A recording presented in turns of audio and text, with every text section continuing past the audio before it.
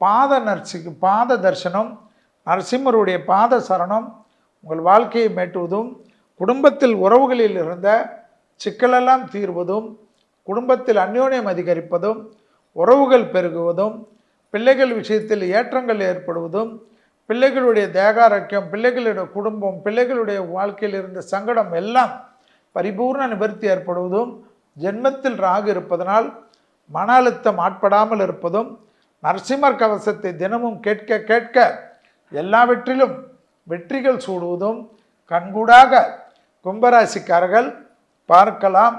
ஆச்சரியத்தக்க முன்னேற்றத்திற்கு அழைத்து செல்லலாம்.